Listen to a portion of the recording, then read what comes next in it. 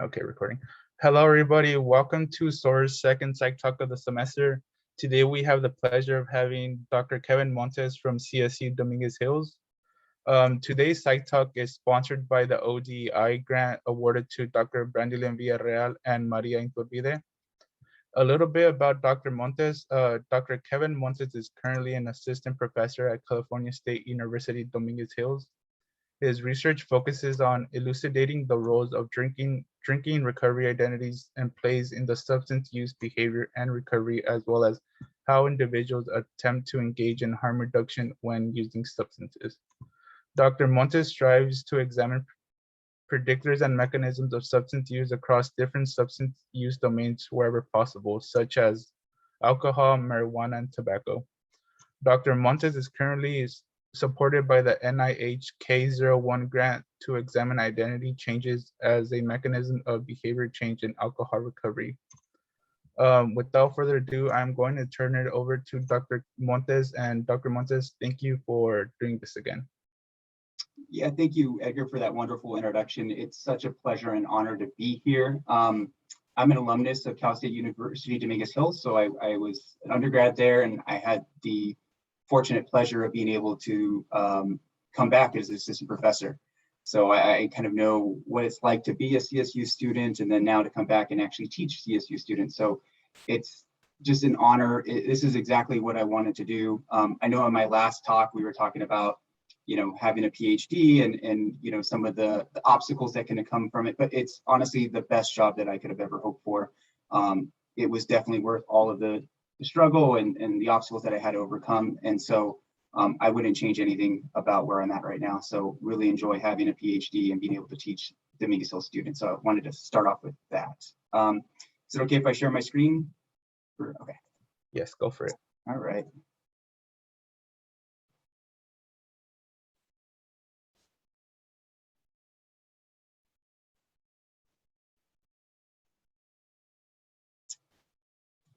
All right, can everyone see that?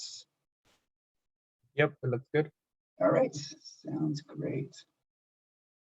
Just minimize this.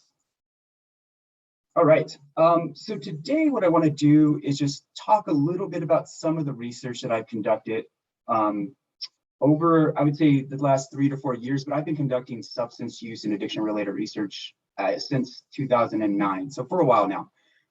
So the title of my talk is An Examination of Predictors of Substance Use, Approaches to Harm Reduction, and Alcohol Recovery. And again, I'm an assistant professor at Cal State University, Dominguez Hills. Really enjoy working there, love the colleagues, love the students.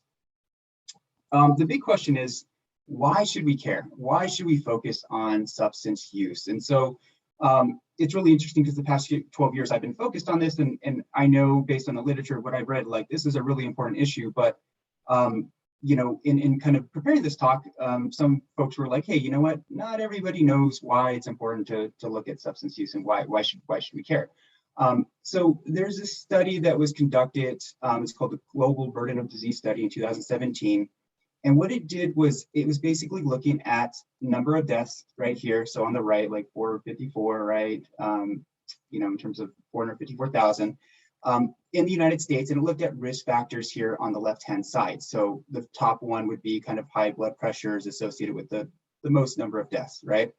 The reason why I'm putting this kind of figure up here is to really illustrate that we look at the top 15, and it's kind of small, but I really just wanted to kind of bring it out right here. So we have smoking, drug use, and alcohol use represent 3 of the top 15 mortality-related risk factors in the United States. Okay, so again, substance use is important. You might be thinking, there's been a ton of research on substance use and its negative impacts on health. And so you would think that since all that research has come into play, we understand this research, that research goes on and has been disseminated to parents. And so now parents know that, hey, substance use is not so great. And then they relay that information to their children. And then over time, we hope to see that, adolescents are less likely to engage in substance use when they're young, right? That's what we hope, right? But that's actually not the case. So this was a study, it's called the Monitoring the Future study, and it was looking at trends in the prevalence rate of drugs for 8th, 10th, and 12th graders. And I just wanted to show the 10th graders right here. So basically what this table indicates is it's looking at 8th graders, and they were asked in 2017, 18, 19, and 20, have you ever used alcohol? Have you ever used cigarettes? Have you ever used marijuana? Have you ever vaped marijuana?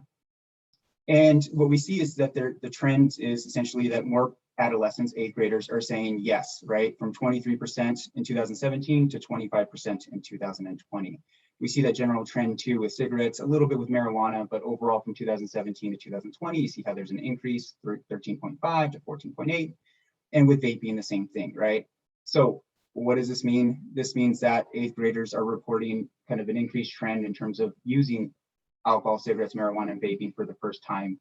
So we see just more and more 8th graders say that, yeah, I've tried alcohol, cigarettes, marijuana, and vaping, right? So, based on the previous slide, looking at, that substance use is, the top 15, there's 3 of those types of substances are top 15, basically, mortality related risk factor. More and more kind of 8th graders are reporting use. Like, this is an issue and this is a problem. So for those reasons, in addition to many others, that's why I've dedicated a lot of my research and professional life to looking at substance use and looking at addiction and trying to understand what are some of the predictors, what are some of the mechanisms, how do people kind of start using and then stop using substances. So I spent a lot of my time focused on that. So today I'm going to talk about 4 studies or four kind of manuscripts that I've worked on, in addition with some co-authors, some fabulous co-authors, and then also talk about my grant. So the first part of the study or first part of the presentation is going to focus on looking at predictors of substance use, and we're going to talk about alcohol expectancies and substance use identity. Talk a little bit about PBS and what that is, and I'm also going to talk about alcohol recovery, and then talk about my grant for a little bit. So the first paper that I'm going to discuss is this, it was really focused, the title of that paper is Alcohol, Tobacco, and Marijuana Expectancies as Predictors of Substance Use Initiation in Adolescence, a Longitudinal Examination. So the first thing you might be asking, what are substance use expectancies? So if you take a look over here, it's, alcohol goes in, fun comes out, right? So expectancies are just the beliefs regarding the perceived positive and negative behavioral, cognitive, and emotional effects associated with substance use. So for example, if I ask, what do you expect if you were to use alcohol? And then some people might say, well, I expect, to be a little bit more social, maybe it'll help reduce some of the tension, right? So you might have some positive expectancies when it comes to alcohol use. You might also have some negative expectancies, right? That you might feel like you might be clumsy or dizzy or self-critical, right? The same thing for tobacco and the same thing for marijuana. So in essence, individuals, for the most part, develop these expectancies over time, and they develop them predominantly from use, right? So if you use alcohol, you're going to know how it impacts you, and then therefore you're going to expect that, positive or negative, right? Same thing with tobacco and same thing for marijuana. So a lot of these expectancies in the literature have been talked about in terms of how own use, like your own use of these substances, you develop expectancies based on the effects of those substances on your when you consume them, right? So that's kind of what expectancies are. So naturally, as you could expect, expectancies are predictive of substance use. Like and outside of the substance use domain, like for example, if I expect to have fun at Disneyland, there's a strong likelihood that if I were given tickets to go to Disneyland, I would probably go because I expect to have fun, right? So that's kind of outside of the substance use domain. It's pretty it's pretty self-explanatory with respect to expectancies, right? So the research also indicates, and this also largely makes sense, that higher positive substance use expectancies are associated with greater risk of lifetime use. Again, if I anticipate that if I'm using alcohol, I'm going to have fun and be more sociable, guess what? There's a higher probability that over my lifetime, I'm going to use alcohol, right? So the last bullet point, and it's just this one sentence, but I mean, this was the crux of my kind of contribution to this literature base, was I was really interested in change in substance use expectancies and how they predict substance use onset, okay? And so really wanted to focus on this substance use onset. So, in the literature, a lot of what's been done with expectancies has been based on basically on literature with folks that have already used a substance, right? So a lot of their expectancies were based on their actual use, right? But I was positing that, hey, you know what? Some of these expectancies could be formed independent of one's own use with that particular substance, right? So before one ever uses alcohol, you probably have some expectancies based on the media, your parents' use, a friend's use, right? You're already developing these expectancies even if you haven't tried any of these substances, right? So the first contribution was, hey, those pre-onset expectancies might be predictive of substance use behavior or onset, right? And the second thing was looking at this change. So I really wanted to see, hey, if, for example, somebody was thinking, hey, okay, at first I was like, oh, alcohol seems like it might be fun. It seems like it might help me. And then that person, for whatever reason, maybe could do the media or friends, they were like, you know what? No, I really, really strongly believe now that like I'm going to have a lot of fun and this is going to be a great thing if I use alcohol. That change in expectancies, I was positing that and hypothesizing that hey, that's going to be predictive of onset as well. So that was kind of my kind of contribution to this large existing literature and research base. So what I was asking was, do pre-onset trajectories of alcohol, tobacco, and marijuana expectancies predict substance use onset in mid to late adolescence? So I'm going to talk really briefly about just some of the methods.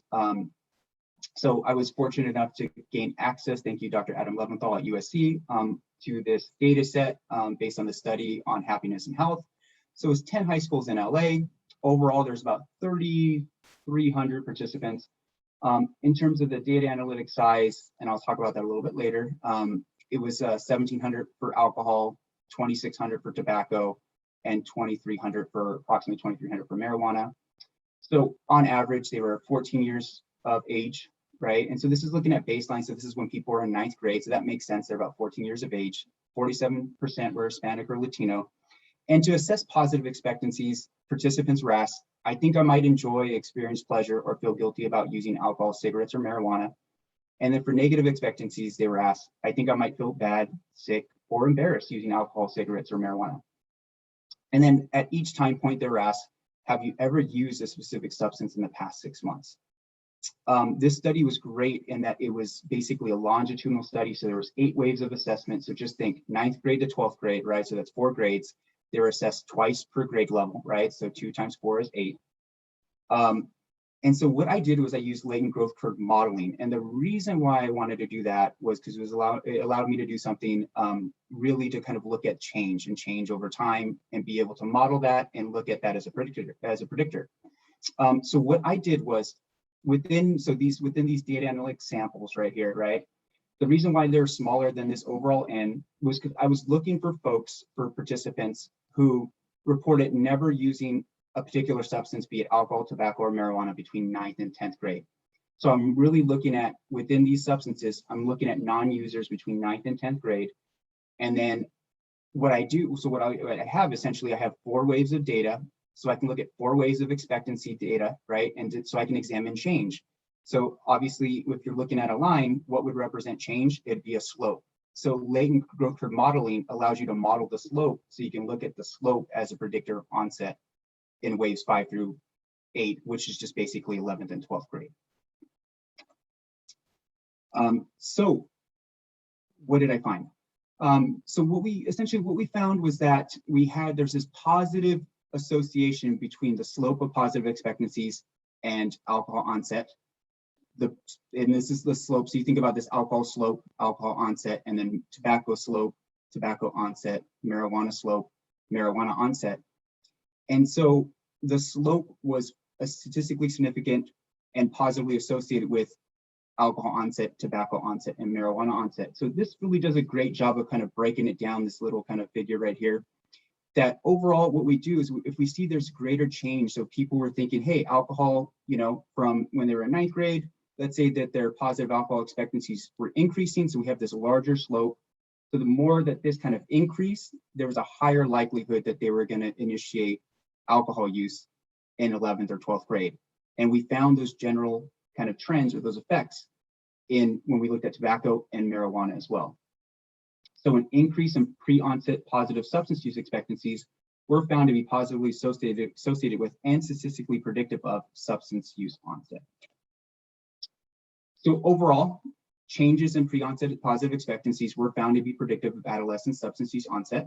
And we were able to find those effects when we looked at alcohol, tobacco, and marijuana use. And then in terms of future directions, additional research is needed to elucidate the extent that family history, social networks, and social media are associated with change in pre-onset expectancies.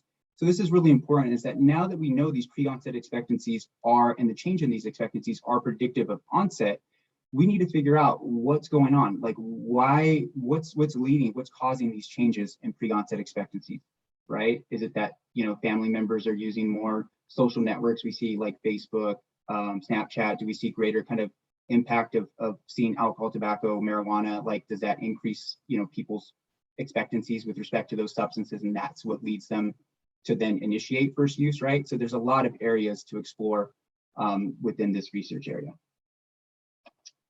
Okay, so now switching gears. So now I'm going to focus, so moving from expectancies, now I'm going to focus on identity. So this paper was titled, I Am What I Am, a meta-analysis of the association between substance user identities and substance use related outcomes. So you might be asking, similar to expectancies, what is substance user identity? And just really briefly, it's the extent to which individuals identify with being a substance user. So it's, for example, if you ask someone, do you identify as an alcohol user? And then you give them a rating scale and they say yes or no, right? So really, in essence, it's really just capturing that, the extent to which one just characterizes them or would characterize themselves as being a substance user.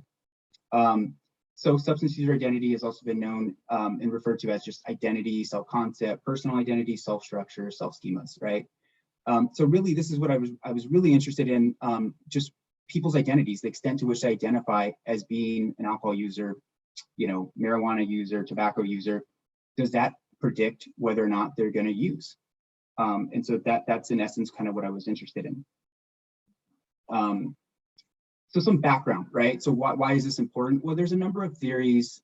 For example, the social identity model, cessation maintenance, the social identity model recovery, prime theory motivation, and theory of planned behavior. So all of these kind of models and theories suggest that identity is really, really important when it comes to substance use and addiction.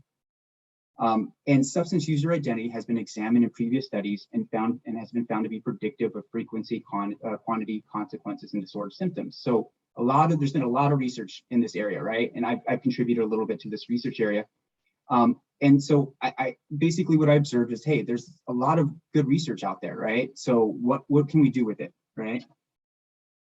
When looking at this research, I also noticed there's a lot of variability in the associations within and across substance use domains.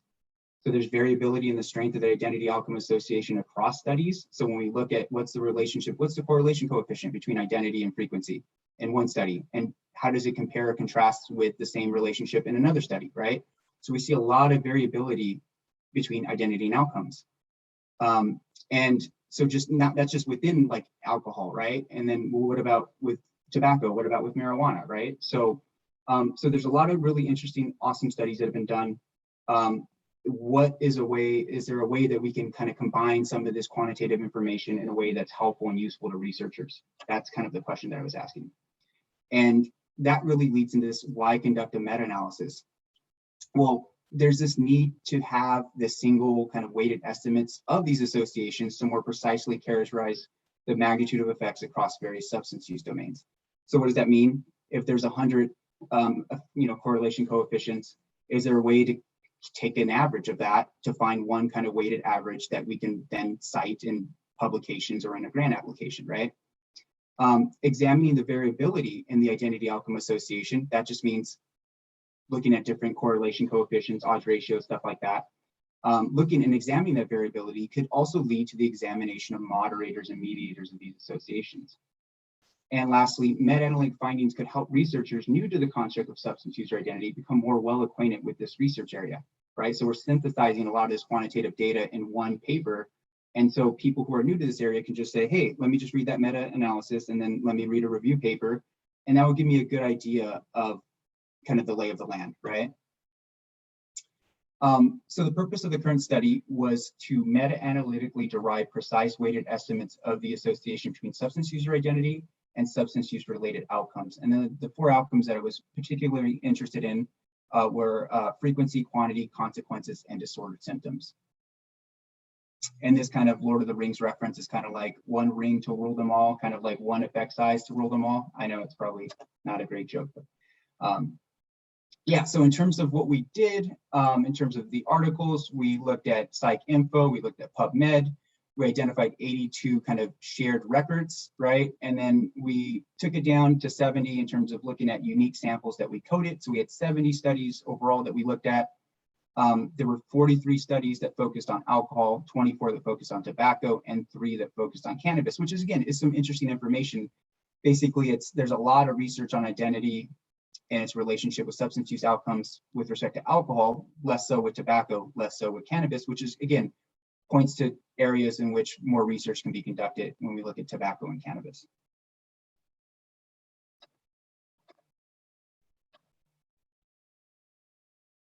All right, so what did we find?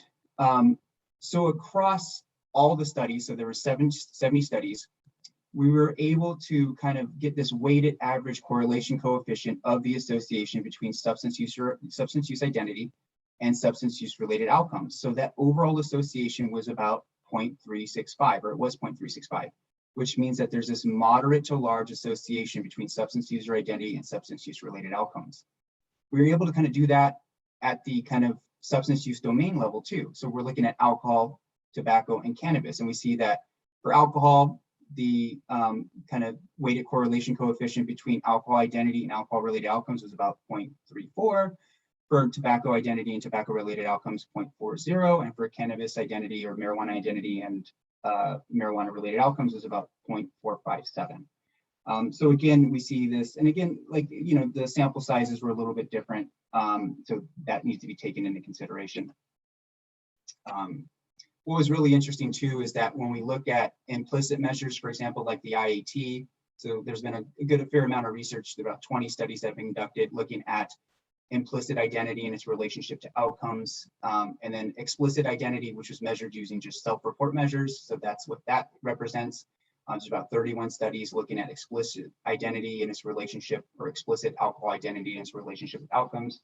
We do see that there's this difference, this large difference, and I won't go into too much detail, but what we did was, because implicit measures are a little bit less reliable, we applied a disattenuation procedure, and we actually found that once we kind of accounted for that lack of reliability or the lower level of reliability with respect to the implicit measures, this gap isn't as large as it looks.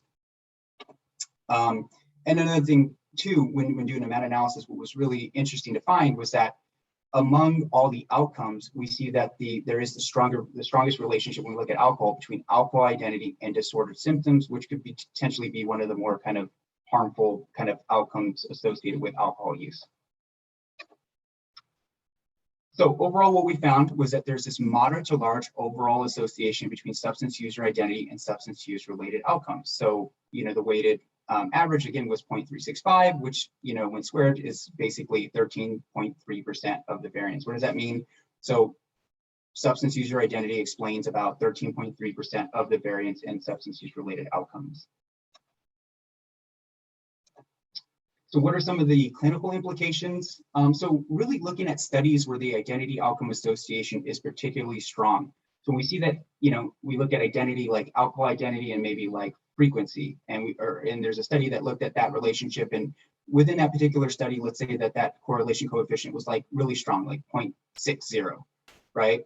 Well, within that particular study and among those participants, there may be some type of risk factors that one can look at. It could be, you know, look at the social network, look at college student status or geographic region. So this meta-analysis can do some good in terms of identifying, hey, what might be a risk factor that might make it so that the relationship between identity and outcomes is particularly strong.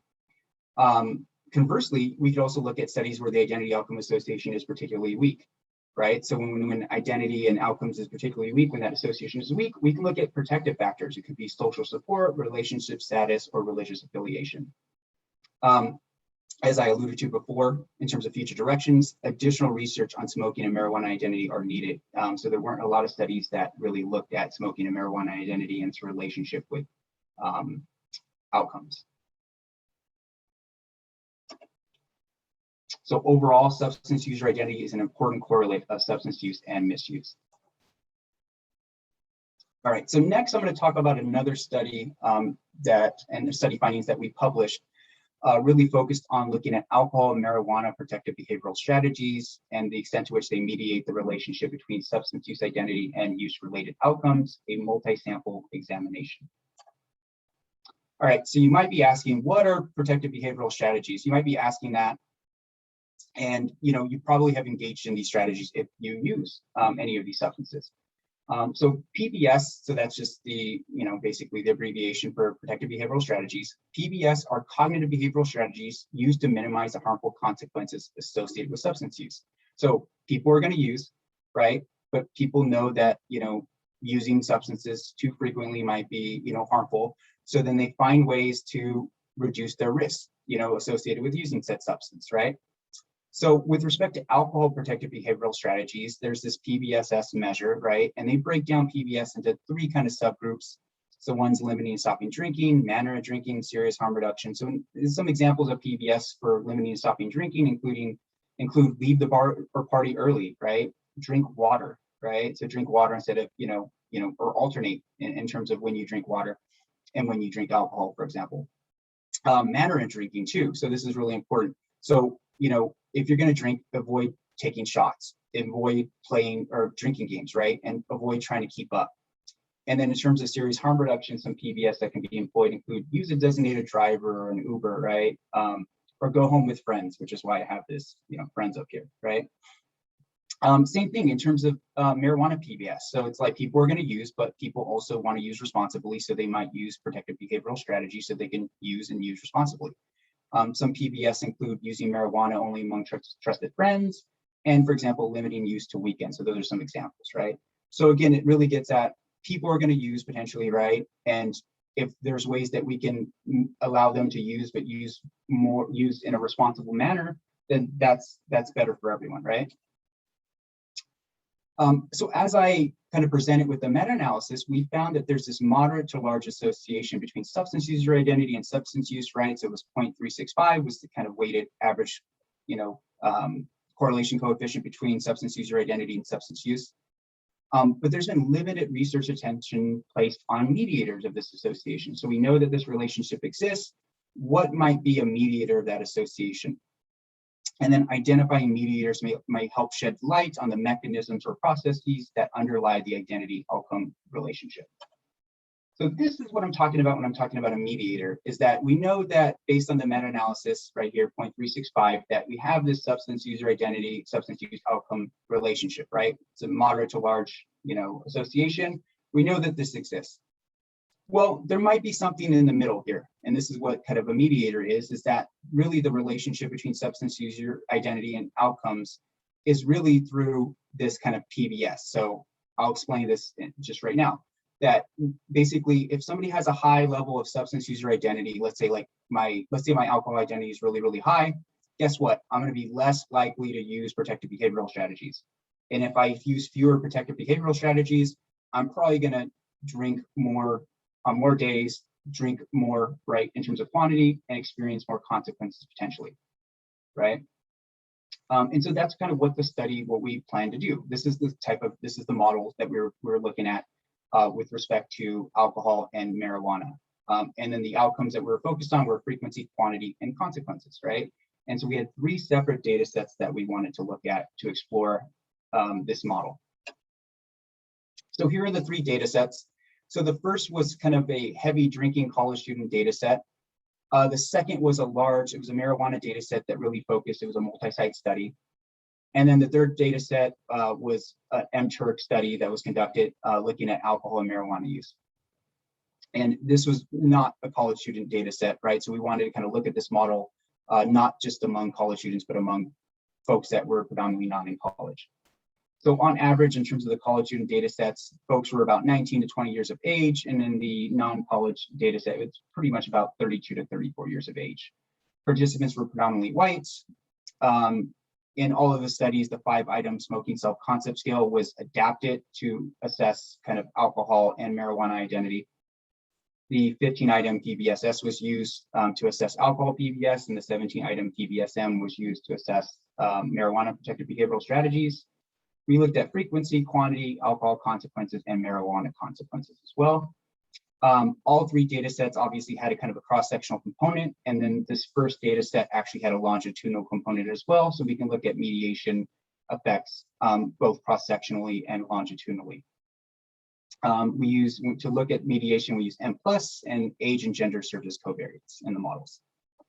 So you might be asking, what did we find? Did we find support for our hypothesis or hypotheses? And yes, we did, right? So we did find kind of the important thing was the direction of these relationships were kind of consistent with what we hypothesized, number one.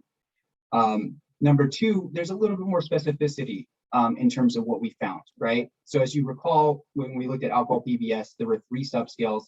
We looked at all 3 subscales, but it was really only this manner of drinking PBS, and manner of drinking PBS has to do again with avoiding drinking games or avoiding taking shots, right? Those are kind of characteristic of these manner of drinking PBS. So what we were able to find with respect to alcohol was that, again, people with kind of this high alcohol user identity, right? They reported the use of fewer manner of drinking PBS, and reporting fewer manner of drinking PBS was associated with statistically higher levels of alcohol quantity and consequences reported by participants. So we did find evidence for our hypothesized model when we looked at alcohol. And then so you might be asking, what about marijuana? So with marijuana, we found the same kind of pattern and direction of effects, which is really, really great. So marijuana PBS, in that scale that we use for PBS, there weren't any subscales. So just overall, marijuana PBS were found to mediate the relationship between marijuana identity and all 3 of the marijuana-related outcomes evaluated. So we were able to find evidence of these pattern of effects with respect to alcohol and with respect to marijuana, which is great. Overall, these findings represent an important scientific contribution to the existing substance user identity and PBS literature, because they support the existence of a relationship between identity and PBS. So that was kind of, again, like I was saying before about with the when we were talking about expectancies of like, what was our team's contribution to the literature. And with respect to this study, it was that there's this existence of a relationship between identity and PBS, which hadn't been fully explicated in the literature. The identity PBS relationship could be targeted in prevention and intervention work, right? So you can try to change people's identity, right? Which is kind of difficult, or you could do PBS intervention work and try to increase their use of PBS, right? So there's a couple of ways in which, based on this model and based on what we found, you can really target individuals and help them try to reduce their use. All right, so now segueing into this kind of narrative review that I was really fortunate to have the opportunity to work on with my KO1 advisor, Dr. Katie Wickowitz, who's done just amazing work in this area, really focused on this concept of what is recovery. So we did this narrative review of studies on recovery with a focus on recovery from an alcohol use disorder. So you might be asking, well, what is an alcohol use disorder? Well, with an alcohol use disorder, there are these 11 symptoms, and they're broken down into these symptom clusters, right? And so of these 11 symptoms, if you meet 2 or more or endorse 2 or more of these symptoms in the past 12 months, you would probably likely be diagnosed with the alcohol use disorder based on DSM-5, okay? So if you have an alcohol use disorder, it'd be great if we had some definition of what recovery or remission is based on the DSM-5, and luckily they give us that information. So early remission is defined as greater than 3 months, but less than 12 months of endorsing no symptoms of alcohol use disorder, with the exception of cravings. And then sustained remission is basically 12 months or more of endorsing no symptoms of AUD, with the exception of cravings, right? So a lot of these definitions based on the DSM are focused on symptom reduction, right? So symptom reduction is really important with respect to the DSM. And again, remission rocks. So remission is a great outcome, right, among those who have an alcohol use disorder. So in this narrative review that we conducted, we also looked at and provided some type of historical context about recovery, right? And also talked about current definitions of recovery. So as you might expect, the early take on recovery was that recovery was synonymous with abstinence. So in order to be in recovery, you have to stop using completely. You have to stop using alcohol, whatever it is, you have to stop using completely, right? Based on the temperance movement. Well, some researchers in the 90s, the Sobel specifically, their clinical research documented that treated patients demonstrated controlled drinking outcomes. That is, it's not just abstinence. People were able to kind of engage in moderate drinking, right? And that's kind of among people who were drinking a lot, if they reduce their drinking and engage in kind of this controlled drinking outcomes, hey, you know what, that might be a positive recovery outcome. And now based on the Sobel's work and many others, low risk drinking is now well established as a favorable outcome among persons previously diagnosed with an alcohol use disorder. So these are people who had an alcohol use disorder, experienced a lot of problems, drank a lot, and then they were able to figure it out and engage in this low risk drinking. And it's like, hey, you know what, even though they're not abstaining from use completely, low risk drinking, hey, that's better than what they were doing before, right? So overall, again, this is great news. They're moving from abstinence, kind of low risk drinking. So this is really, really great news. However, little attention has been paid until recently on well-being and functioning, which are also important outcomes that are central to recovery. So really focusing on well-being and functioning are also critical components of recovery. So based on a review, definitions of recovery that rely solely on abstinence from alcohol or the absence of AUD symptoms often fail to consider changes in other outcomes such as improved functioning and purpose in life, right? So it's not just reducing your drinks or reducing symptoms. I mean, those things are important too. But how are people improving?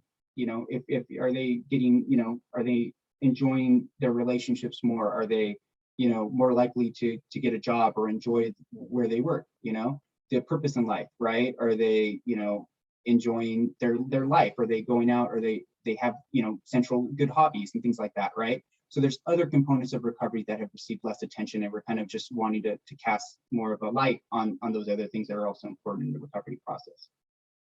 The kind of definitions that just focus on how much one drinks or reductions in drinking or symptoms, they fail to capture the different pathways to recovery that are evident among individuals in the general population and clinical population.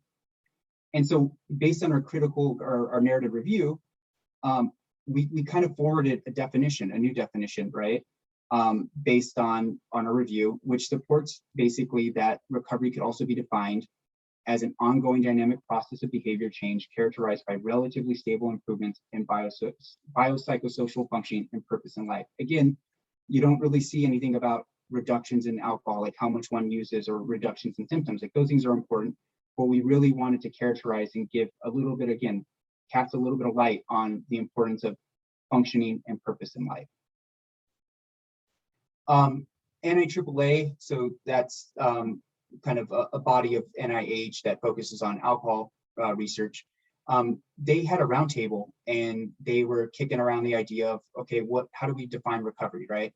And so pulling from past definitions, right? They have, you know, this part right here, I'm not going to read it, but their focus was on symptom reduction and alcohol consumption, right? Which is kind of, you know, a hand wave to kind of previous definitions in the past, which again, I feel like fail to consider this other component, which is well-being. So this is what they added, which is great. And I'll just talk about what's kind of in blue is that they basically give a hand wave to well-being. So they say that recovery is often marked by the fulfillment of basic needs, enhancements in social support and spirituality, and improvements in physical and mental health, quality of life, and other dimensions of well-being. So again, giving a nice hand wave to the fact that everyone's recovery journey is different. It's not just about symptom reduction, how much one reduces, but also like, are they just in what's going on? What else is going on in their life? Is their life getting better as a result of being in recovery, right?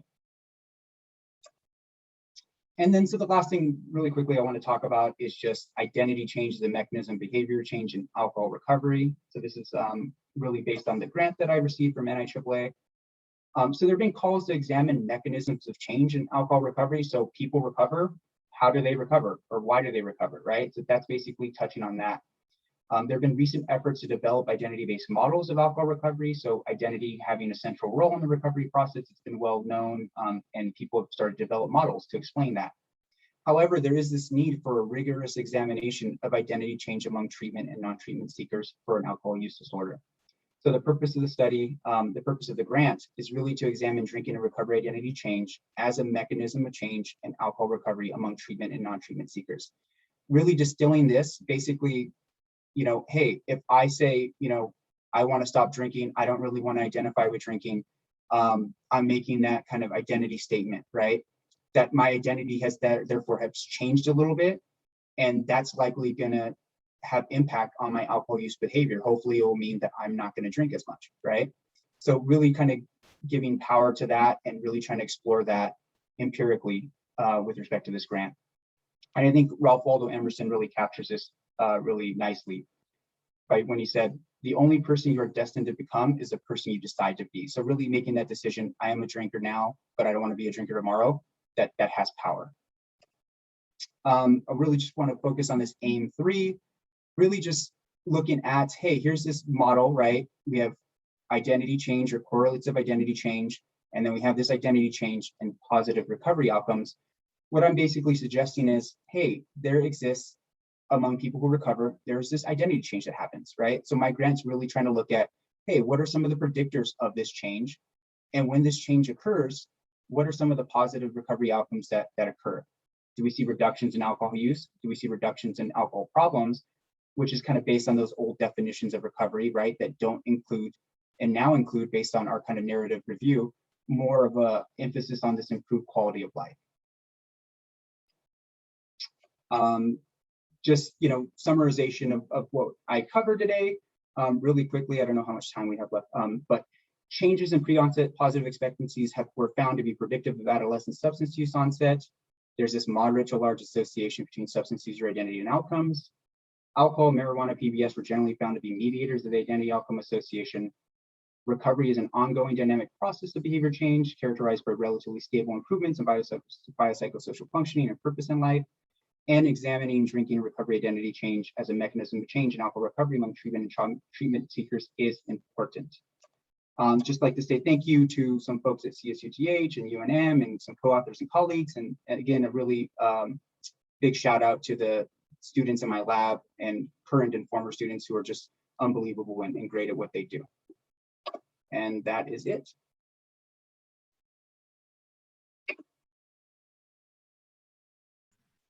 Thank you, Hi. Dr. Montes. Oh, sorry.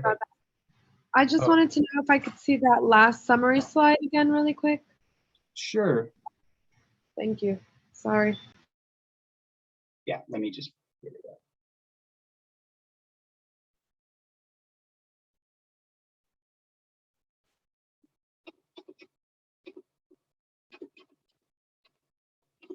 There we go. Thank you. You're welcome. Oh, well, thank you, Dr. Montes, for that presentation. So we have a couple of minutes before we close it off. If anybody has any questions, please unmute yourself, throw it in the chat, or if you do not feel comfortable doing that, please direct your question to Brian Taylor and he can voice your question for us.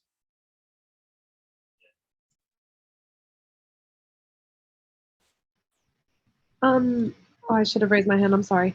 I don't necessarily have a question, but more of a comment. I really liked or enjoyed when you said it's about positive progression, because a lot of the times, when you do try to go straight into, just taking the whole substance out, you're right, like it does get worse, and positive progression leads to lifelong progression, not progression, what was the word?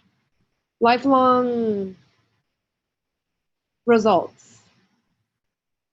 So I really enjoyed this talk. I have an aunt that's opening a detox home, and we're going to be dealing with those who suffer with substance abuse, and I just think this is really important for what I'm going into and what we're going into. So I really enjoyed visiting this talk today. Thanks, Alyssa. Yeah, I think what people were frustrated with when they're looking at folks that were in treatment, and that like maybe they were drinking like 30 drinks a week, and then they dropped down to 15, and then they'd say, hey, you're a treatment failure, and you just dropped 15 drinks, and by definition, and maybe they went from like 5 symptoms to 3, by definition, when we look at some of the clinical trials and things like that, they might be considered a treatment failure, but they reduced how much they drink, they reduced some of their symptoms, and to characterize them as failures, I think does a great disservice. And I think it's like acknowledging that, drinking reductions are important, symptom reduction is important, but also, do they get along with their parents? Do they have better relationships with their significant others? Are they performing better when wherever they're working, right?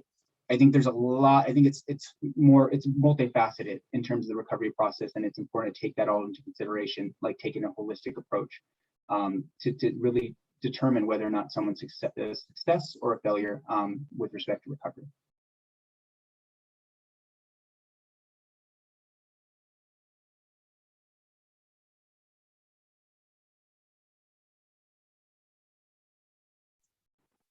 Are there any more questions? If not, I have a question.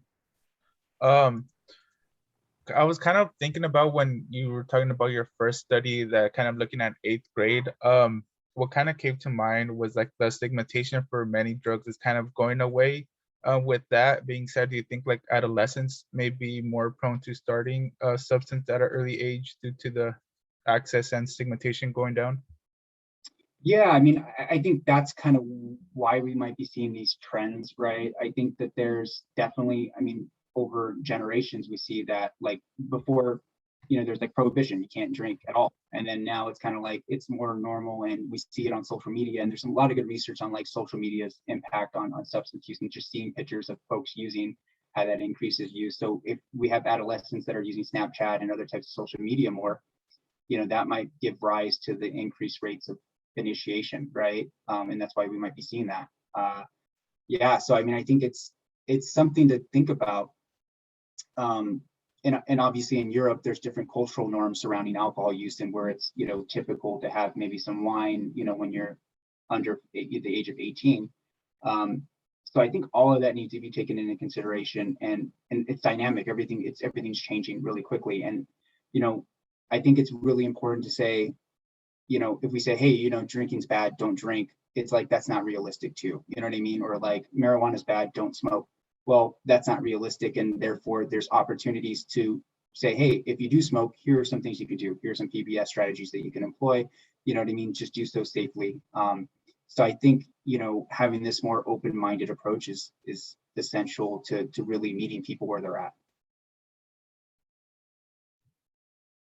Thank you. Brandilyn, would you like to ask your question? I think Octavio maybe can go first. Okay, yeah, I could reiterate what Octavio said. He says, I am curious as to whether you do any research that may combine trauma, identity, and expectancy as predictors for substance abuse. Yeah, no, that's a good question. Yeah, in terms of looking like at trauma and identity, so it was a paper that I worked on with a colleague. It was their dissertation research, and it was a while back, so I don't want to butcher it, but they were looking at sexual victimization at a young age and how that is a predictor of problems with substance use later on in life.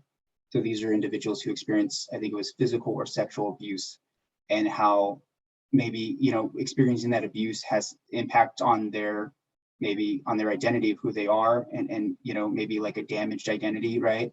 And then how like carrying that identity maybe impacts the extent to which you employ substances, right, later on in life as a coping mechanism.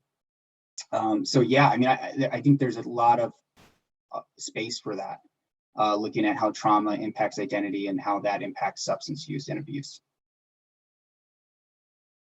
or misuse. Yeah, they like the misuse as opposed to abuse, but yeah, substance misuse. Thank you. Brandilyn?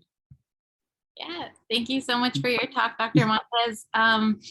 I noticed the time frame for the data set was 2017 to 2020. So it definitely made me think of the pandemic and just what your sense is from the literature or your own research on how that's affecting substance use in adolescents in particular. Yeah, that's a great question. With respect to adolescents, I'm not too sure. But I have noticed in a lot of the research that has been published looking at pandemic, during the pandemic and with college students, and it's like college students are turning to substances to a greater extent in order to cope with what's going on. And I think it's changed, right? So you get some folks that were drinking a lot at parties and things like that, and now there's not as many opportunities. So then there is some shift in terms of drinking at home and things like that, and maybe drinking alone or drinking with the close number of friends. The extent to which that's better or worse, I'm still not sure. But yeah, I mean, I would be really interested to see in that one study if they looked at 2021, as well, to see if we see those trends kind of change among adolescents in terms of when they're going to use. Because I mean, if adolescents are using, let's say, because of peer influence, I imagine that influence has waned a lot because they're not hanging out with their friends as much because they're home and in front of a computer. So I mean, I don't know. I mean, it'd be interesting to kind of see if those rates have changed or if it's changed in terms of how they're drinking and who they're drinking with, or what's kind of promoting that initial use, if that makes sense. But yeah, I'm curious too. I'm not too sure, but that's a great question. Maria, you raised your hand. I was trying to be good. In reference to the trauma comment, I worked on a study. I was the coordinator and helped collect the data. We were looking at trauma at a very early age and how that impacts self-regulation, and how, because self-regulation didn't, well, what we said was deregulation is what happened. And so turning to substances was a way of dealing with that deregulation. So the inability to self-regulate their behaviors because of the trauma. So that, because we were studying it from a developmental perspective, because we developmentalists. That's awesome. Yeah, no, I could definitely see that as a mechanism. Yeah, so that was one way of how we were looking at trauma, but we were also looking at PTSD and other factors because of early trauma. And yes, it was sexual victimization that we were looking at. Yeah, it's fascinating work. Yeah, I mean, I wish I can like clone myself like 3 or 4 times to like get into it. And I was doing like hookup research too. And like, so I got into that as a postdoc because I was like fascinated by that and had nothing to do with substance use. But yeah, in terms of the trauma area as well, I mean, I just see a lot of good work in there in that area. And it really does help explain, adults who have issues and have problems with substance use, that it's like, something that happened when they're 8, 9, or 10 could impact and really, be associated with why they're misusing substances when they're 20, 21, 22, 23, right? And I think we need to look at more of those distal factors, as well as, the proximal factors, in terms of how they contribute to substance use. So whoever asked that question, if you want, I can point you to the team of people I was working with. The study was 3 years long, 4 years long, and it was multi-site. So they collected lots and lots of data. So just shoot me an email. But yeah. Cool. Thank you for that. Are there any more questions?